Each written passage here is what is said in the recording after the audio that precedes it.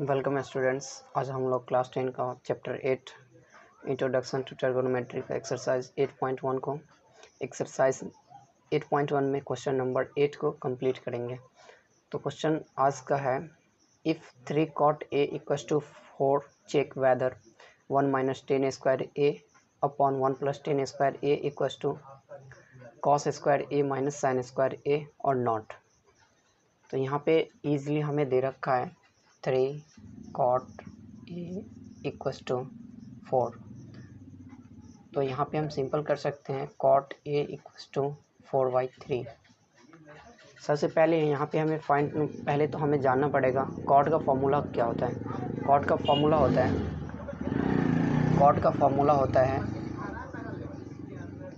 cot theta का formula होता है बेस अपॉन परपेंडिकुलर।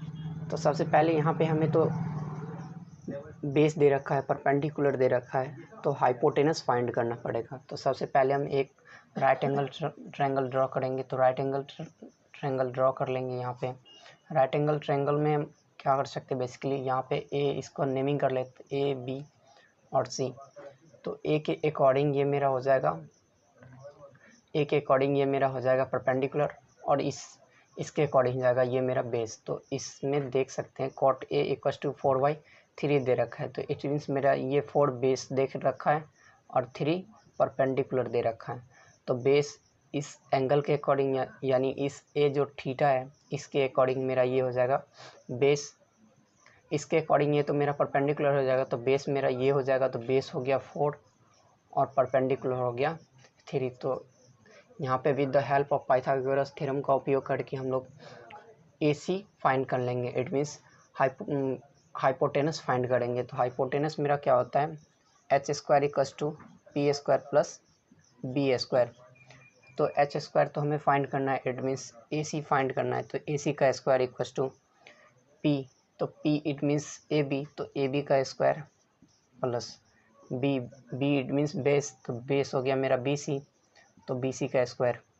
यहाँ पे AB का हमें वैल्यू दे रखा है 4, तो 4 का स्क्वायर हो गया, प्लस BC हमें दे रखा है 3, तो 3 का स्क्वायर हो गया। 4 का स्क्वायर 16 प्लस 3 का स्क्वायर 9। ये दोनों को ऐड कर लेंगे तो ये मेरा आ जाएगा 25। यहाँ से हमें AC फाइंड करेंगे तो ये मेरा AC आ जाएगा, AC इक्वल्स टू √25। तो AC का वैल्यू आ जाएगा 5, यानी मेरा हाइपोटेनस आ गया 5 सेंटीमीटर। यहाँ पे 5 आ गया। तो 5 आने के बाद हम लोग करेंगे क्वेश्चन को सॉल्व, जो मेरा क्वेश्चन दे रखा है। अब यहाँ पे हमें 3 टर्म फाइंड करना होगा। पहला टर्म हमें फाइंड करना होगा tan, यानी tan theta it means tan a। तो tan a फाइंड करेंगे, उसके बाद cos a फाइंड करेंगे, उसके बाद sin a फाइंड करेंगे। देन आफ्टर हम लोग क्वेश्चन को सॉल्व करेंगे। तो tan a मेरा हो गया। तो tan a के अकॉर्डिंग इट मीन्स मेरा tan का सबसे पहले फॉर्मूला होता है परपेंडिकुलर अपॉन बेस। तो इस थीटा के अकॉर्डिंग इट मीन्स a के अकॉर्डिंग मेरा परपेंडिकुलर हो गया a, ये 3। तो इट मीन्स BC मेरा हो गया परपेंडिकुलर अपॉन हो गया बेस मेरा हो जाएगा AB। तो AB लिख लेंगे। यहाँ पे BC मेरा 3 दे रखा है 3, और AB दे रखा है 4, तो यहाँ पे 4 हो गया। इसी तरीके से हम cos को फाइंड करेंगे। तो cos A हो जाएगा मेरा, cos का फॉर्मूला होता है बेस अपॉन हाइपोटेनस। तो बेस इस थीटा के अकॉर्डिंग हो जाएगा मेरा, ये तो परपेंडिकुलर है तो बेस मेरा AB हो जाएगा। तो बेस हो गया AB अपॉन हाइपोटेनस हो गया AC। तो AB का वैल्यू दे रखा है 4 और हाइपोटेनस दे रखा है 5।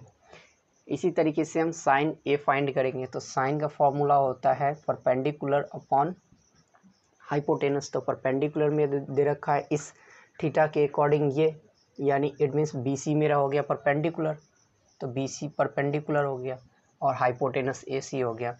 तो BC का वैल्यू दे रखा है 3 और हाइपोटेनस दे रखा है 5। अब इसी तरीके से सारा वैल्यू को पुट करेंगे जो मेरा क्वेश्चन दे रखा था उस क्वेश्चन में। अब यहाँ पे हम लोग क्वेश्चन में पुट करेंगे जो हमने tan का वैल्यू निकाला था, cos का वैल्यू और sin का वैल्यू। तो सबसे पहले यहाँ पे 1 दे रखा है, तो 1।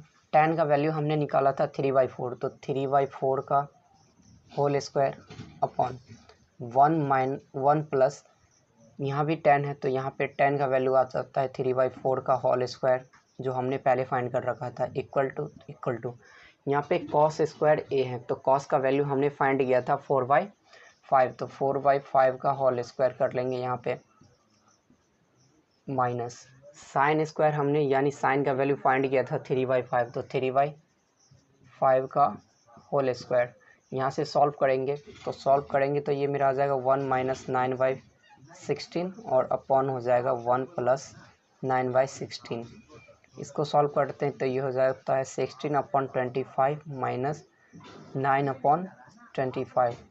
फिर यहाँ से अब इसको कंप्लीट करेंगे, सॉल्व करेंगे तो ये हो जाता है 16 - 9/16 + 9